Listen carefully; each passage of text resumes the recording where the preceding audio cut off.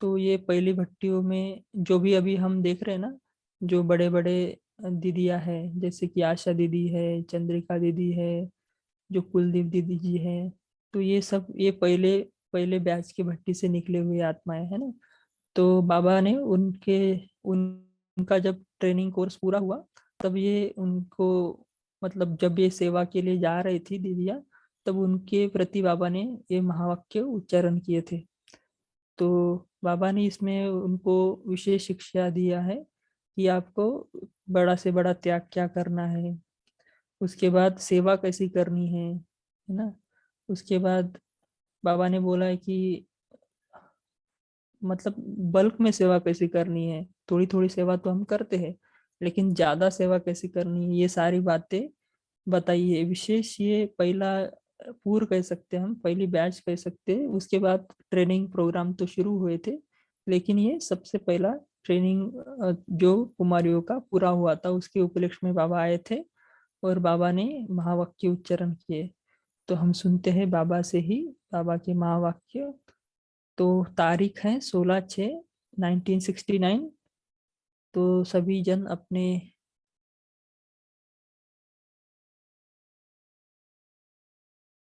अपने निराकारी स्वरूप में स्थित हो जाएंगे, श्रेष्ठ सोमान में स्थित हो जाएंगे कि मैं ही वो अर्जुन की महान आत्मा हूँ जिसे स्वयं भगवान गीता का ज्ञान सुना रहे हैं, या मैं ही वो प्रिंस प्रिंसेस कॉलेज की नंबर 1 गॉडली स्टूडेंट हूँ। कोई भी एक सोमान के सीट पर सेट होकर हम बाबा के महावाक्य सुनेंगे। तो 16/6/1969, बड़े से बड़ा त्याग, अवगुणों का त्याग। सभी किस स्वरूप में बैठे हो? देखो बाबा भी वही प्रश्न पूछ रहे हैं। सभी किस स्वरूप में बैठे हो? स्नेह रूप में बैठे हो या शक्ति रूप में बैठे हो? बाबा प्रश्न पूछ रहे हैं। इस समय कौन सा रूप है? माना अभी इस इंस्टेंस में आपका कौन सा स्वरूप है? स्नेह में शक्ति रहती है, दोनों इकट्ठे रह सकती है ना। हमारा स्नेह तो बहुत रहता है बाबा से, है ना, बाबा बाबा हम करते रहते हैं, लेकिन स्नेह के साथ शक्ति रूप भी चाहिए। क्यों नहीं कहते हो दोनों रूप है? बाप दादा के साथ स्नेह क्यों है? बाप दादा से स्नेह इसलिए है कि जो शिव बाबा का मुख्य टाइटल है, उसमें आप समान होना है।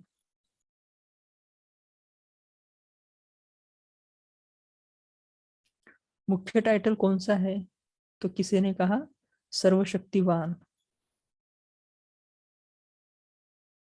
तो सिर्फ स्नेह जो होता है, तो वह कभी टूट भी सकता है, लेकिन स्नेह और शक्ति का जहाँ मिलाप होता है, वहाँ आत्मा और परमात्मा का मिलाप भी अविनाशी अमर रहता है ना। हम बाबा बाबा तो दिन दिन भर कहते रहते हैं, लेकिन उस स्वरूप में स्थित होकर बाबा को याद, जैसे अभी बाबा ने जैसे स्टार्टिंग में ही कहा कि कौन से स्वरूप में स्थित हो, सभी किस स्वरूप में बैठे हो, है ना। तो अपन कौन ऐसे है हो रहेंगे जो उस निराकार स्थिति में स्थित रहे होते होंगे, है ना। तो हमें निरंतर उसी स्थिति में स्थित रहना है। तो अपने इस मिलन को अविनाशी बनाने के लिए क्या साधन करना पड़ेगा? स्नेह और शक्ति दोनों का मिलाप अपने अंदर करना पड़ेगा, तब कहेंगे आत्मा और परमात्मा का मिलाप, है ना। साकार मूल्यों में भी एक स्लोगन आता था कि स्नेह के साथ शक्ति रूप बनोगे तो हाई जंप लगा पाओगे, ऐसा एक स्लोगन भी आया था। मेले में तो बैठे हो, लेकिन कई मेले में बैठे हुए भी दोनों के मिलाप को भूल जाते हैं, है ना। अभी भी हम बैठे हैं, लेकिन उस स्वरूप में नहीं बैठे। अच्छा, आज तो खास कुमारियों के प्रति ही आए हैं। आज कुमारियों का कौन सा दिन है मिलन का? किसी ने कहा।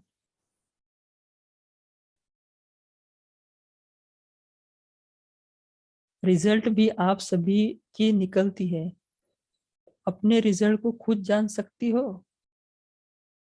त्रिकालदर्शी बनी हो? इस ग्रुप में नंबर 1 कुमारी कौन निकली है? बाबा प्रश्न पूछ रहे। तो किसी ने जवाब दिया होगा चंद्रिका दीदी। ये चंद्रिका दीदी गुजरात में सेवा करते हैं, यूथ विंग के इंचार्ज है। नंबर 1 का मुख्य कर्तव्य है अपने जैसा नंबर 1 बनाना, है ना। बाबा उनको बोल रहे दीदी को, नंबर 1 का मुख्य कर्तव्य क्या है? अपने जैसा नंबर 1 बनाना। कुमारियों को तो सभी एक और पेपर देना है ना। बाबा ने भले ये कुमारियों के प्रति महा उच्चारण किए हैं,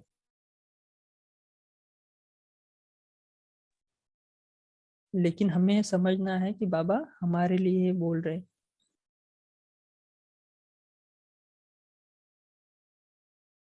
अपने जैसा नंबर 1 बनाना।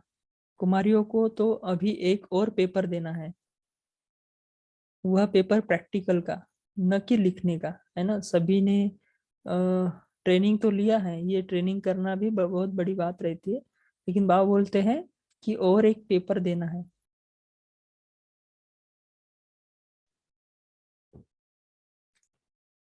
अभी तो एक मास की ट्रेनिंग की रिजल्ट में नंबर 1 है, लेकिन फाइनल रिजल्ट में भी नंबर 1 आ सकती है।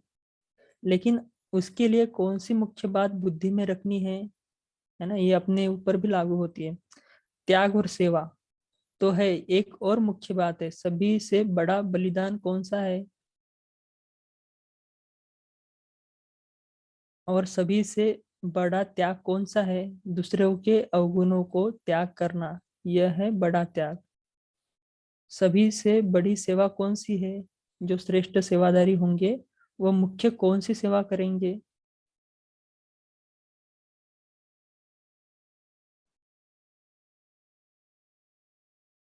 जो तीव्र पुरुषार्थी होंगे वो तीव्र पुरुषार्थ का सबूत क्या दिखावेंगे? कोई भी सामने आवे, कोई भी सामने आए तो एक सेकंड में उनको मर्जीवा बनाना। कहते हैं ना, एक धक से मर्जीवा बनना, जिसको झटकू कहते हैं। अधूरा नहीं छोड़ना, है ना। झटकू माना कि उसको एक सेकंड में तीर लग जाना, है ना, बाबा का बन जाना। श्रेष्ठ सेवा यह है जो उनको झटकू बना देना। अभी तो आप तीर मारते हो, बाहर फिर जिंदा हो जाते हैं, लेकिन ऐसा समय आना है जो एक सेकंड में नजर से निहार कर देंगे, तब सर्विस की सफलता और प्रभाव निकलेगा, है ना। ऐसा समय आएगा जो एक सेकंड में कोर्स हो जाएगा उनका। अभी तो 7-8 दिन लगते हैं, लेकिन एक सेकंड में उनका निहाल कर देंगे। अभी मर्जीवा भल बनाते हो, झटकू नहीं बनाते हो। दो बातों की कमी है, वह बातें आ जाए तो अपना रंग दूसरों को भी चढ़ा सकती हो। आप झटकू बनी हो? बाबा प्रश्न पूछ रहे, तो किसी ने कहा पुरुषार्थी है। कहा भूल होती रहे तो उनको पुरुषार्थी कहेंगे, क्योंकि पुरुषार्थी का तो लक्ष्य नहीं है कि एक बार जो गलती करे वो रिपीट ना हो। प्रतिज्ञा यह करनी है, आज से हम झटकू बन गए हैं, फिर जिंदा नहीं होंगे, है ना। नहीं तो हम बोलते हैं भाई हम ही कितना सहन करे, हम जिंदा ही कहाँ है जो सहन कर रहे हैं ना, हम तो मर गए हैं पुरानी दुनिया से। पुरानी दुनिया में हिम्मतवान को फिर मदद भी मिलती है, हिम्मत के कारण बाप दादा का स्नेह रहता है। तो दो बातों की कमी बता रहे हैं। एक मुख्य कमी है, एकांतवासी कम रहते हो, और दूसरी कमी है एकता में कम रहते हो।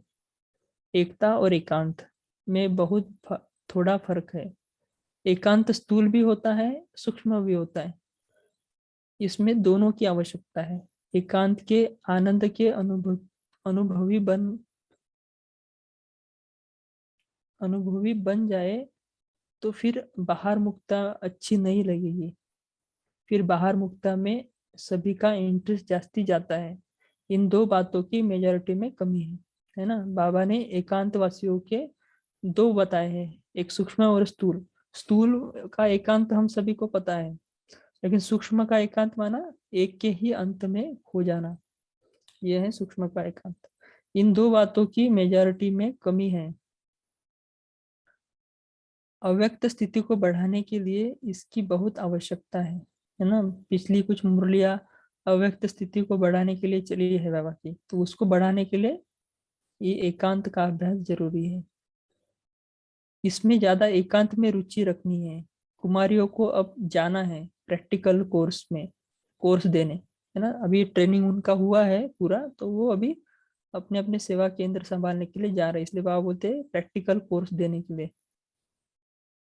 अब कुमारियों को 3 सौगात देनी है। सौगात है स्नेह की निशानी, तो तीनों संबंध से 3 सौगात देते हैं, जो सभी जो कभी भूलना नहीं। बाप दादा की सौगात सदा अपने साथ रखना। सौगात छिपा कर रखनी होती है ना, तो बाप के रूप में एक शिक्षा की सौगात याद रखना। क्या शिक्षा देते हैं कि सदैव बाप दादा और जो निमित्त बनी हुई बहनें हैं और जो भी दैवी परिवार है, उन सबके आज्ञाकारी वफादार बन करके चलना है। यह है बाप के रूप में शिक्षा की सौगात, है ना। तो हम जो देखते हैं ना बड़ी बड़ी दीदियाँ, तो उन्होंने ये बाप की सौगात रूपी शिक्षा अपने जीवन में पूरी रूप से धारण की है। इसलिए हम देखते हैं ना कि वो पूरी तरह से सफल हुए हैं जो भी उस पहले ट्रेनिंग में थे। और फिर टीचर रूप में कौन सी शिक्षा की सौगात देते हैं? शिक्षा को ग्रहण किया जाता है ना, तो जहां भी जाओ तो टीचर के रूप में एक तो ज्ञान ग्रहण, दूसरा गुण ग्राहक। यह शिक्षा हमेशा याद रखना। गुण ग्राहक माना दूसरों से हमें गुण लेना है, अवगुण नहीं देखना है। और गुरु के रूप से यही शिक्षा है कि सदैव एक मत होना, एक रस और एक की ही याद में रहना। विष्णु को जो अलंकार दिखाते हैं, वह अभी शक्ति रूप में धारण करने हैं। यह अलंकार सदैव अपने सामने रखो, है ना। विष्णु को क्या अलंकार दिखाते हैं? गदा, पुष्प, चक्र, है ना। ये सारे ज्ञान के ही अस्त्र शस्त्र है ना। यह अलंकार सदैव अपने सामने रखो, सुदर्शन चक्र। यह है बाप, टीचर और गुरु तीनों संबंध से शिक्षा की सौगात, खास कुमारियों प्रति। अब देखेंगे कौन कौन इस सौगात को साथ रखते हैं। वह लोग भी रिफाइन बॉम्ब्स बना रहे हैं ना, तुमको भी अब रिफाइंस बॉम्ब गिराने हैं। चीटी मार्क्स की सेवा, चीटी मार्क की सर्विस बहुत की। अब बॉम्ब गिराने की झट सफाई हो जाती है, तो विशेष आवाज फैलाने की सेवा करनी है। उसको बम गिराना कहते हैं। जितना जो रिफाइन होंगे उतना रिफाइन बॉम्ब फेंकेंगे औरों पर। अभी ऑलराउंडर बनना है। जितना जितना बनेंगे उतना उतना नजदीक आएंगे सतयुग परिवार के। ऑलराउंडर चक्र लगाकर अपना शो दिखाना। तब है ट्रेनिंग की रिजल्ट। प्रैक्टिकल कोर्स के बाद फिर रिजल्ट देखेंगे, है ना। प्रैक्टिकल में जब वो लाएंगे किसी को, अभी फिर 1 मास के बाद मधुबन में आओ, तो अकेले नहीं आना। अभी ट्रेनिंग पूरी नहीं है, प्रैक्टिकल अभी है। अकेले कोई को लौटाना नहीं है, कोई ना कोई का पंडा बन कराना है। बाबा बोल रहे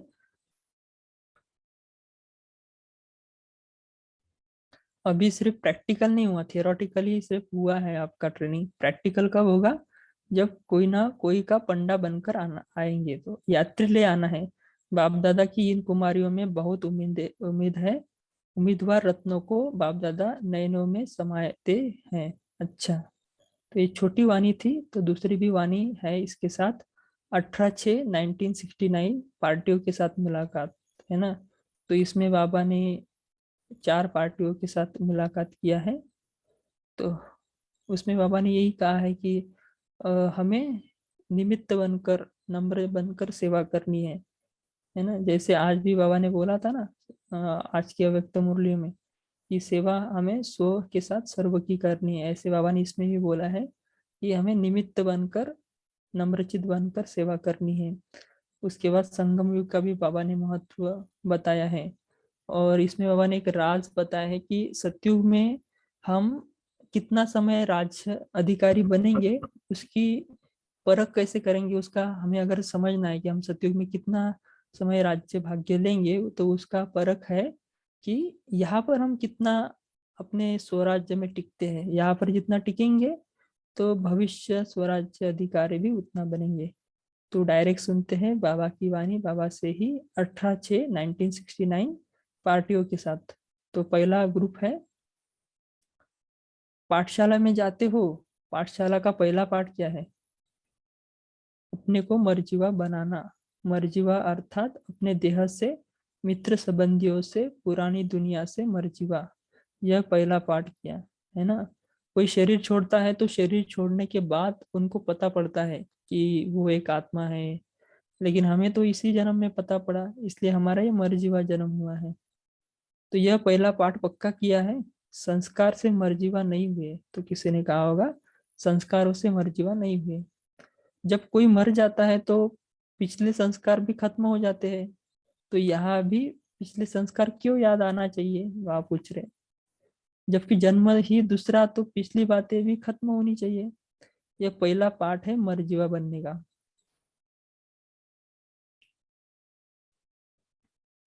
वह पक्का करना है। पिछले पुराने संस्कार ऐसे लगने चाहिए कि जैसे और कोई के थे, हमारे नहीं, है ना। जैसे पूरा पहले हम कैसे बोलते थे, कैसे चलते थे, है ना, कैसे देह भान में आते थे, लेकिन वो हमें शूद्रों के संस्कार है। पहले शूद्र के थे, अभी ब्राह्मणों के है, तो पुराने शूद्रों के संस्कार नहीं होने चाहिए। पराये संस्कार अपने क्या क्यों बनाते हो। आप बोलते कि ये तो परायों के संस्कार है, हम तो अभी ब्राह्मण बने हैं। तो जो भी ये संस्कार है ना, विकारों के या पुराने संस्कार, वो सब किसके हैं, ये तो शूद्रों के हैं। जो पराई चीज को अपना बनाते हैं उनको क्या कहेंगे, है ना, तो उसको क्या कहते हैं, चोर। तो यह भी चोरी क्यों करते हो, यह तो शूद्रों के संस्कार है, ब्राह्मणों के नहीं, है ना। तो ब्राह्मणों के संस्कार, हम शूद्रों के संस्कार लेंगे तो हम तो उनके संस्कार चोरी कर रहे हैं ना। तो शूद्रों की चीज को ब्राह्मण स्वीकार क्यों करते हैं। अछूत के साथ कपड़ा भी लग जाते हैं तो नहाते हैं ना। लौकिक में कोई ब्राह्मण रहते हैं तो वो अछूत के साथ, अगर जो भी शूद्र रहते हैं उनके साथ अगर कुछ कपड़े भी लग जाते हैं तो स्नान आदि कर लेते हैं। लेकिन हमें क्या करना है, तो शूद्रपन का संस्कार ब्राह्मणों को लग जाए तो क्या करना चाहिए, उनके लिए पुरुषार्थ करना चाहिए। जैसे गंदी चीज को नहीं छूते हैं, वैसे पुराने संस्कारों से बचना है ना। तो जैसे वो नॉन टचेबिलिटी करते हैं ना, अछूत मतलब हाथ भी नहीं लगाते, ऐसे हमें मनसा से भी इस देह रूपी किसी भी इसको टच नहीं करना है ना। तो वो हुए लौकिक ब्राह्मण, लेकिन हम वैष्णव है ना, तो हमें मनसा से भी इस देहभान से किसी को टच नहीं करना, छूना नहीं है। इतना जब ध्यान रखेंगे तो औरों को भी ध्यान दिला सकेंगे। तो अभी दूसरे ग्रुप से बाबा मिल रहे हैं। सर्विस की सफलता का मुख्य गुण कौन सा है, नम्रता। जितनी नम्रता उतनी सफलता। नम्रता आती है निमित्त समझने से, है ना। करण करावन बाबा करा रहा है, हम निमित्त बनकर कर रहे हैं। निमित्त समझकर सर्विस करना, नम्रता के गुण से सब आपके आगे नमन करेंगे। जो खुद झुकता है उसके आगे सभी झुकते हैं। निमित्त समझकर कार्य करना है। जैसे बाप शरीर का आधार निमित्त मात्र लेते हैं, वैसे आप समझो कि निमित्त मात्र शरीर का आधार लिया है। यह तो शरीर का निमित्त मात्र समझना है, और दूसरा सर्विस में अपने को निमित्त समझना है। दो निमित्त है, एक हमें इस शरीर में निमित्त मात्र समझना है, दूसरा सर्विस में भी हमें निमित्त समझना है। तब नम्रता आएगी।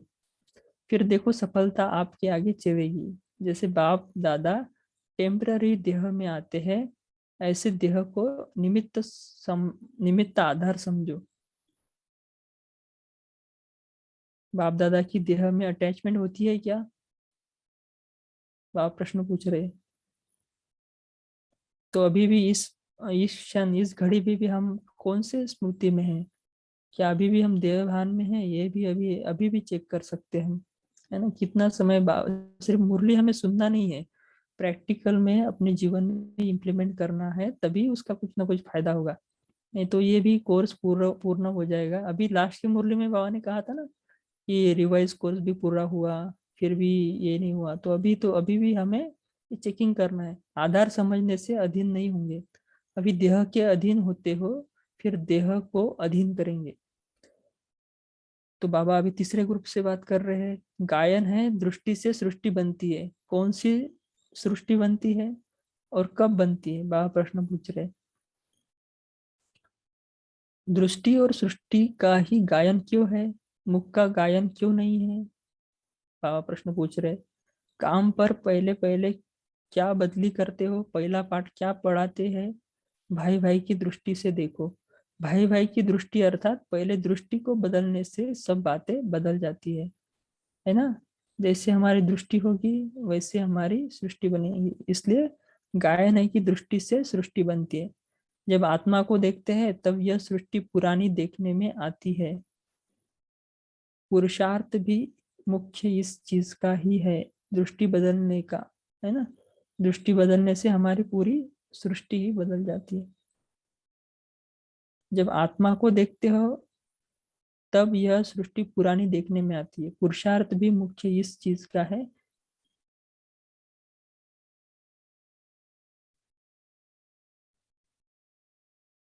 पुरुषार्थ भी मुख्य इस चीज का है कि दृष्टि बदलने का। जब यह दृष्टि बदल जाती है तो स्थिति और परिस्थिति भी बदल जाती है।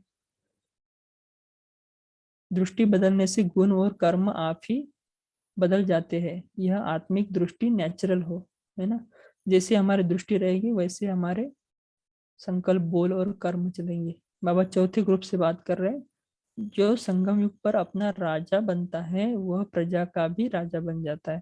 प्रजा तो सतयुग में रहेगी ना, तो यहाँ पर जो राजा बनेगा, है ना, अभी भी हम चेक कर सकते हैं कि अभी भी हम राजा हैं इस घड़ी। जब ये पूछा गया है, जो यहाँ अपना राजा नहीं वो वहां प्रजा का राजा भी नहीं बन सकता। भगवान वाच है। संगम युग पर ही सभी संस्कारों का बीज पड़ता है। यहाँ के बीज के सिवाय भविष्य का वृक्ष पैदा हो नहीं सकता है। यहाँ बीज न डालेंगे तो फूल कहाँ से निकलेगा।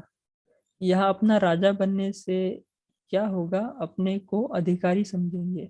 अधिकारी बनने के लिए उदार चित्त का विशेष गुण चाहिए। जितना उदारचित होंगे उतना अधिकारी बनेंगे। ब्राह्मणों का मुख्य कर्तव्य है पढ़ना और पढ़ाना। इसमें बिजी रहेंगे तो और बातें में बुद्धि नहीं जाएगी। तो अपने को पढ़ने के लिए पढ़ाने में बिजी रखो। तो अपने को पढ़ने और पढ़ाने में बिजी रखो। आजकल तक बाप दादा ने सुनाया आजकल तक बाप दादा ने सुनाया है कि मन की वृत्ति और अव्यक्त दृष्टि से सर्विस कर सकते हो। अपनी वृत्ति दृष्टि से सर्विस करने में कोई बंधन नहीं। जिस बात में स्वतंत्र हो वह सर्विस करनी चाहिए। अच्छा। ओम शांति। Thank you.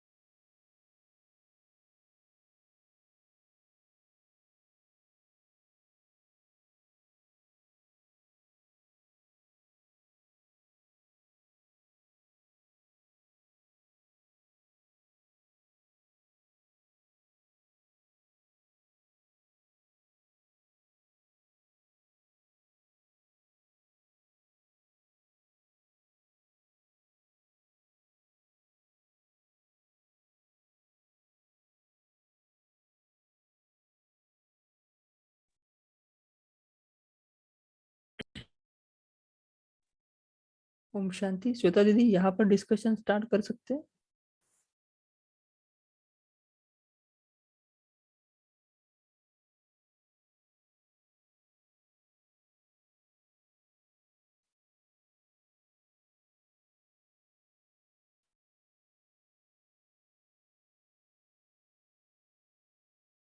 जी, आज के मुरली से आपको कौन सी पॉइंट अच्छी लगी वो आप शेयर कर सकते हो।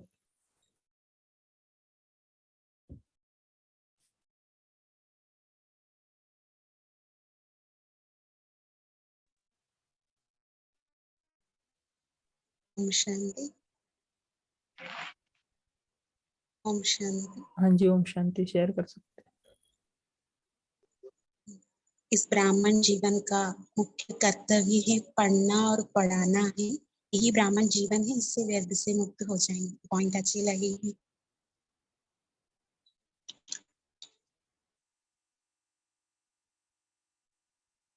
ब्राह्मण कुमारियों के लिए भी सौगात दिया है। विष्णु के चतुर्भुज का अलंकार जो होते हैं उसको सौगात के लिए बाबा ने दिया है। शांति। ओम शांति। बाबा ने कहा दृष्टि से सृष्टि बनती है, तो अभी दृष्टि कैसी होनी चाहिए? तो दृष्टि भाई भाई की दृष्टि से देखो, और दृष्टि बदलने से गुण और कर्म अपने आप बदल जाएंगे, तो आत्मिक दृष्टि नेचुरल हो जाएगी। ओम शांति। बाबा ने कहा कि स्नेह तो सब में है। ओम शांति। बाबा ने कहा स्नेह तो सब में है, लेकिन तीर क्यों नहीं लग पा रहा है? क्योंकि अपने आप को पहचाना नहीं, अपने आप को शक्तिशाली सर्वशक्तिवान नहीं समझा, इसलिए तीर नहीं लगता है। ओम शांति। ओम शांति। ओम शांति भाई जी। हैं। हाँ जी, ओम शांति। बाबा ने कहा है एकांत में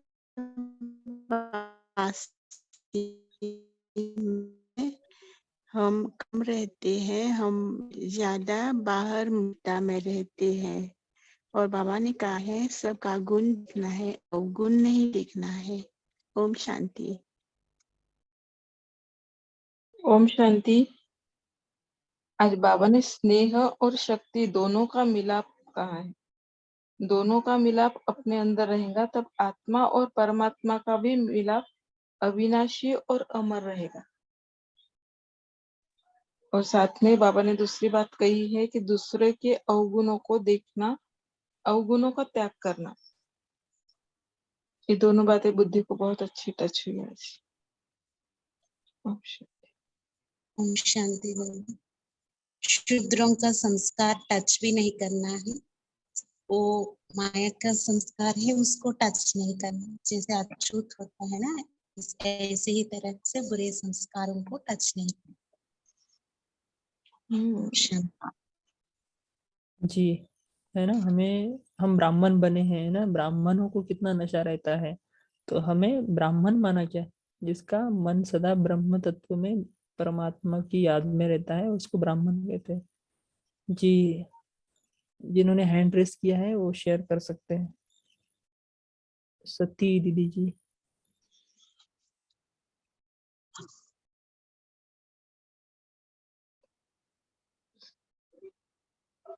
हेलो, ओम शांति।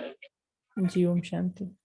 हाँ, बाबा ने कहा है ये सतयुग में राजा बनना है, तो वो संस्कार अभी से ही आने चाहिए ना सब में, तब वो सतयुग में राज्य करेंगे। तो ये संस्कार अभी बनाने। ओम शांति। हाँ जी, अभी हमें अगर देखना है कि हम सतयुग में राजा बनने वाले हैं कि नहीं है, तो उसकी चेकिंग है कि अभी हम स्वराज्य अधिकारी है कि नहीं है। अगर हम जितना समय यहाँ पर स्वराज्य अधिकारी रहेंगे, तो उतना समय वहां पर राजा की राजगद्दी पर बैठ सकेंगे, नहीं तो नहीं बैठ सकेंगे। जी, और किसको शेयर करना है? शांति। आज बाबा ने कुमारियों को 3 सौगात दिए। बाबा कहते पहले या स्नेह की निशानी, बाबा कहते 3 सौगातें कभी भूलना नहीं है।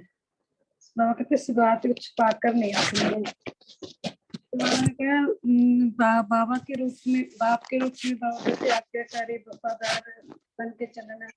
बाप के रूप में शिक्षा, टीचर के रूप में बाबा ने कौन सी सौगात दी? बाबा कहते शिक्षा ग्रहण करनी है, गुण ग्रहण करने हैं और गुण देने भी है और लेने भी है।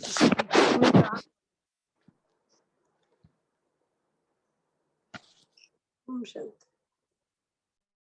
जी, चार्ट में भी बहुत सुंदर पॉइंट शेयर किया है कविता बहन ने कि संगम पर ही सभी संस्कारों के बीज पड़ते हैं, है ना।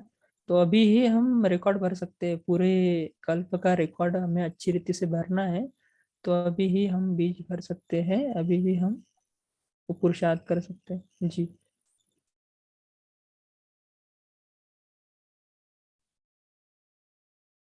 और किसी को शेयर करना है?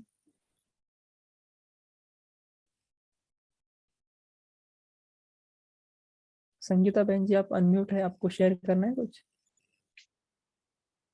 हाँ, बाबा ने आज ये भी 2 चीजें बोली है ना, एक तो एकांतवासी और दूसरा एकता में रहना। बाबा ने बोला कि एकांत के आनंद के अनुभवी बन जाएंगे तो फिर बाह्य मुक्ता भी अच्छी नहीं लगेगी। तो अव्यक्त स्थिति के लिए बाबा ने ये दोनों चीजें भी बहुत जरूरी बताई है। जी, इसके ऊपर किसी का कुछ अनुभव है कि एकांतवासी कैसे बने हैं, या कैसे आपको क्या अनुभव है, एकांतवासी आप कैसे बनते हो? 2 प्रकार का एकांत बोला है ना बाबा ने, कौन से 2 प्रकार है?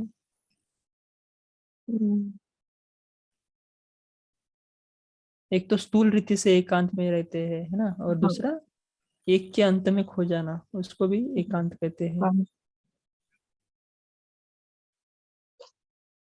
तो इसके ऊपर कुछ अनुभव है आपका? बाबा ने कहा ना, जब इस स्थिति में स्थित होके रहेंगे तो बाहर मुक्ता में आने का मन नहीं करेगा, है ना। तो एक के अंत में खो जाना, बाबा हाँ, ये की जो इसलिए करता है, ये एक के अंत में जब हम खो जाते हैं, मतलब जब बाबा के साथ हमारी मगन अवस्था हो जाती है, तब बाह्य मुक्ता में आना अच्छा नहीं लगता है। जी,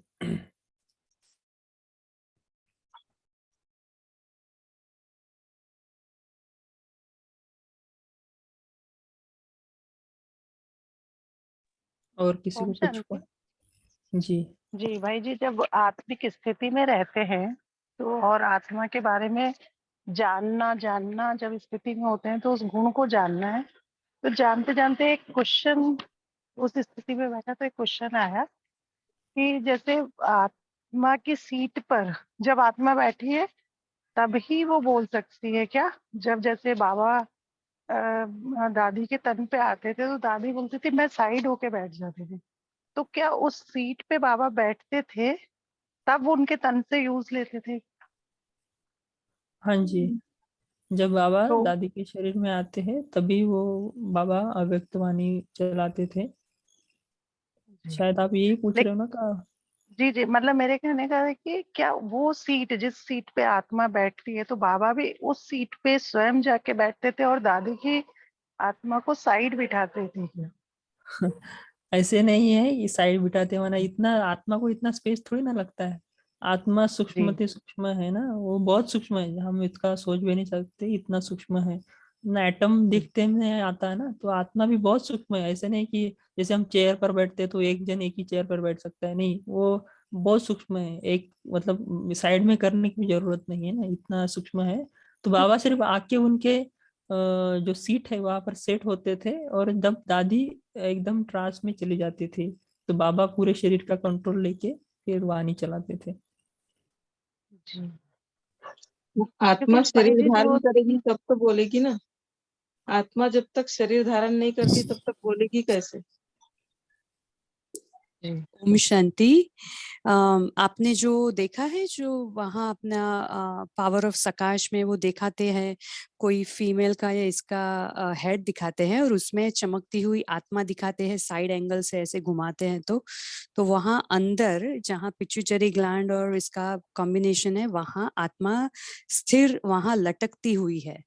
तो अगर बाबा आते हैं दादी के तन में तो उनकी आत्मा उनके बाजू में ही होती है, वहां कोई सीट बीट नहीं होती है, उनके बाजू में ही होते हैं, क्योंकि ब्रह्मा बाबा और शिव बाबा दोनों आते हैं, दोनों की आत्माएं वहां है और तीसरी दादी की आत्मा है। लेकिन बाबा बाप दादा का पावर इतना है कि दादी की आत्मा को एम्पावर कर ओवर पावर करते हैं। तो दादी की आत्मा इसमें लो मोड में ट्रांजिशन कहते हैं ना, सोने के उसमें चली जाती है थोड़ा, और जैसे हम कंप्यूटर को कैसे साइलेंट मोड में बिठा देते हैं वैसे वैसे हो जाता है, और बाप दादा ओवर रूल करते हैं।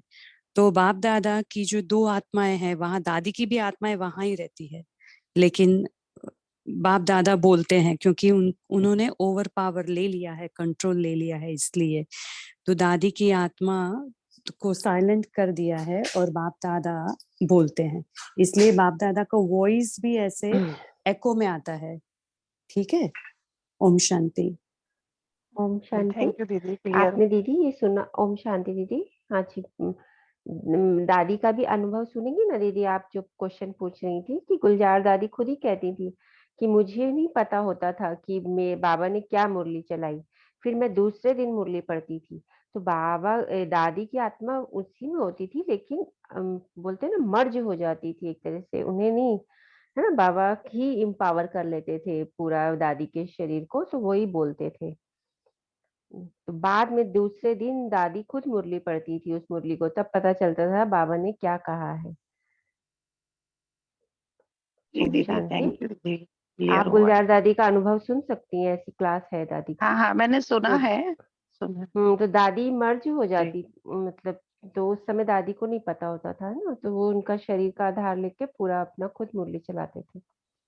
जैसे आपने देखा होगा कभी इवल सोल आ जाती है किसी में, मैं उसकी बात है, तो क्या होता जी है वो आत्मा अपना प्रभाव करके रिएक्ट करती है ना, वो ऐसा वैसा करती है, जो भी उस समय पे वो उसका जो एक्शन होता है, तो जो उसकी आत्मा होती है उसको ओवर कैप्चर कर लेती है एक तरह से। तो वो वाली बात है। तो आत्मा के पास पावर है, कभी भी शरीर में आ सकती। बाबा के पास तो था ना, बाबा खुद कहते हैं शरीर में मैं कभी भी आता था और चला जाता था। ब्रह्मा बाबा के तन में तो ऐसी, गुलजार दादी के तन में तो समय तय होता था पहले से। जी, जी ओम थैंक यू दीदी। शांति। ओम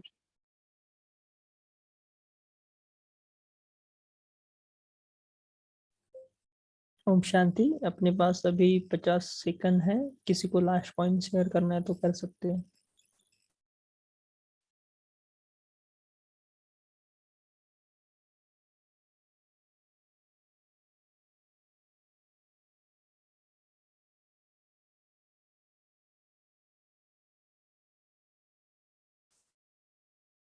है ना, पहली मुरली में बाबा ने बोला है कि अवगुणों का त्याग करना है, त्रिकालदर्शी बनना है ना। और जो दूसरा, जी पद्मिनी बहन जी आप शेयर। बाबा कहते हैं पहला पार्ट ये है पुराने संस्कारों को खत्म करना। बाबा कहते हैं अगर पुराने संस्कार खत्म ही गए, पराई चीज को अपना क्यों बनाते हो, अगर खत्म ही करती है तो बाबा कहते हैं अपना क्यों समझते हो। बाबा कहते हैं ये संस्कार शूद्रों के हैं, ब्राह्मणों के नहीं है। बाबा कहते हैं जैसे किसी को चीज दे देता तो उसको द्वारा लेते हैं तो चोर कहलाते हैं। बाबा कहते हैं ऐसे पुरानी चीज संस्कार देकर अपना द्वारा नहीं लेनी चाहिए। बाबा कहते हैं ऐसा करेंगे तो बाबा कहते हैं जैसे गंदी चीज को छूते हैं वैसे ही पुराने संस्कारों को से बचना और छूना नहीं है। ओम शांति।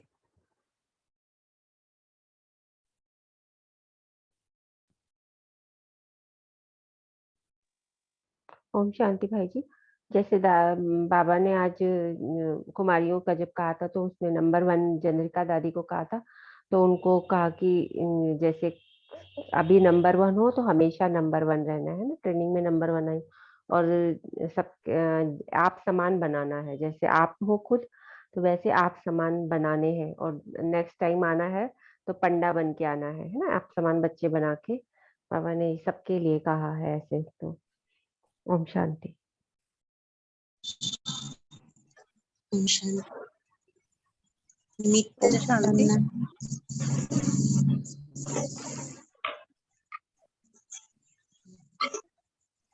ओम शांति। अभी बाकी सभी जन अपने अपने रूम से आए हैं, तो अभी हम आज की मुरलियों से होमवर्क लेते हैं।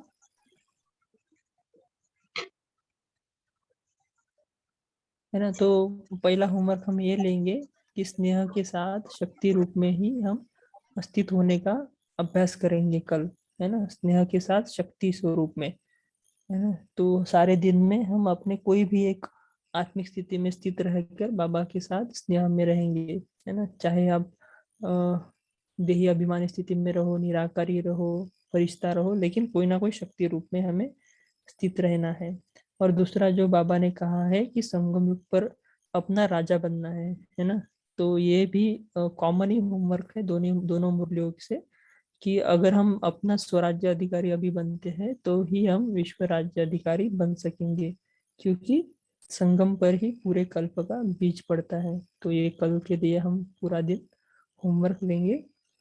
तो अभी हम 2-3 मिनट बाबा की याद में रहते हैं। तो फिर से एक मिनट, जैसे आज ये भी एक होमवर्क आप ले सकते हैं कि बाबा ने कहा ना कि एकांतवासी और एकता। तो जैसे अभी ग्रुप में भी डिस्कशन किया था तो बहुत अच्छा लगा कि एकांतवासी में हमें थोड़ा सा कमी है, तो इसको भी हम थोड़ा थोड़ा भर के लेंगे। क्योंकि ब्राह्मण जीवन में कईयों का होता है ना कि साकार मुरली अव्यक्त मुरली दोनों मुरलियों का चिंतन चल रहा है, तो क्या करेंगे। तो थोड़ा सा एग्जाम के समय नजदीक आते हैं तो कितनी हम पढ़ाई करते हैं एकांत में जाकर, टाइम वेस्ट नहीं करते। इसी प्रकार हमें टाइम वेस्ट नहीं करना है, थोड़ा सा एकांत में जाने का अभ्यास करने का। फुल एकांत नहीं मिलता है तो क्या क्या करना, सबके बीच में रहते भी ऐसे एकांत का अनुभव करना, इसको प्रैक्टिकल करना। क्योंकि समझ लो सुबह से लेकर मुरली तक कईयों का होता है ना कि कुछ काम नहीं होता है। उस टाइम पे थोड़ा सा क्या करना, मौन में भी रहना और एकांत में भी स्वयं को समझना, और चिंतन को जितना हो सके सुबह आधा घंटा 15 मिनट करने का अभ्यास करना। तो देखना, क्योंकि वो प्राप्तियों का समय होता है ना सुबह, तो उस टाइम पे कुछ ज्यादा व्यवहार का भी हमारे कुछ संसार की बातें भी नहीं होती है। हमें भी क्या करना है, उस टाइम पे थोड़ा सा स्वयं के ऊपर ध्यान देना, ठीक है ना। इसलिए बताया क्योंकि आज की मुरली में भी कई बार बाबा बोलते हैं ना कि अंतर्मुखता, फिर एकांत, एकता। यह थोड़ा सा प्रैक्टिकल, क्योंकि अव्यक्त मुरली हम पढ़ रहे हैं तो इसका कुछ प्रैक्टिकल अनुभव करना। तो फिर आप देखेंगे कि हमारे पास समय भी कितना है। ऐसा नहीं समय नहीं है, समय है, सिर्फ हमें उसका यूज करना है। और कई काम ऐसे होते हैं कि उस टाइम पे हम डबल काम कर सकते हैं, तो इस प्रकार हम डबल काम कर सकते हैं। ओम शांति। अभी हम 5 मिनट लास्ट का योगा अभ्यास करेंगे। पुरुषोत्तम भाई जब कंटिन्यू। ओम शांति।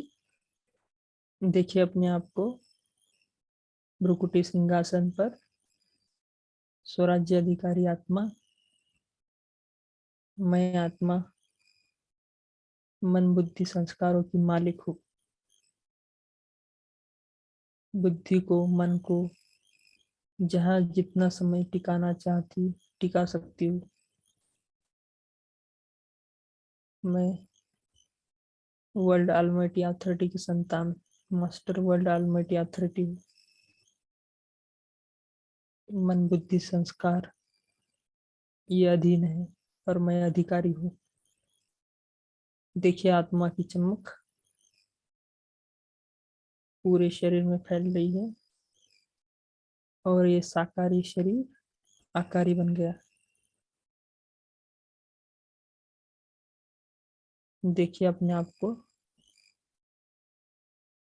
मैं फरिश्ता एक सुंदर सी पहाड़ी के ऊपर एकांत में, बस मैं और कोई नहीं। इस पहाड़ी में एक छोटी सी कुटिया भी है, वहां पर मैं आत्मा पहुंच गई और फिर एक के अंत में एक ही पॉइंट में स्थित हो रही हूँ। मैं आत्मा हूँ। न जाने मैंने इस वर्ल्ड ड्रामा में कितने जन्म लिए होंगे, कितने पार्ट बजाए होंगे, कभी मेल कॉस्ट्यूम में, कभी फीमेल कॉस्ट्यूम में, कितनी आत्माओं के साथ पार्ट बजाए होंगे। कभी मैं किसी की माता पिता तो कभी मेरे कोई माता पिता। कैसा ये विचित्र ड्रामा है। तो देखिए, फरिश्ता ब्रह्मा बाबा भी हमारे पास आ गए और उन्होंने हमारे हाथ में हाथ देखकर बोला कि अभी घर जाना है। देखो, बाबा के हाथ में हाथ देखकर हम जा रहे हैं अपने सूक्ष्म वतन। सूक्ष्म वतन में बाबा के साथ देखिए अपना संपूर्ण स्वरूप। जैसे ब्रह्मा बाबा संपूर्ण है, वैसे मैं भी आत्मा संपूर्ण स्वरूप में बाबा के साथ बाप समान होकर बैठी हूँ और खो जाए अपने संपूर्ण स्वरूप में। ये अंत का हमारा स्वरूप है, फरिश्ता स्वरूप, संपूर्ण फरिश्ता स्वरूप। बस मैं अब आत्मा इस पूरे कल्प का पाठ समाप्त कर फिर अपने चल रही हूँ मूल वतन में। पाठ पूरा हो गया। देखिए अपने आप को कल्प वृक्ष की जड़ों में बाप दादा के साथ combined. Om Shanti, good night.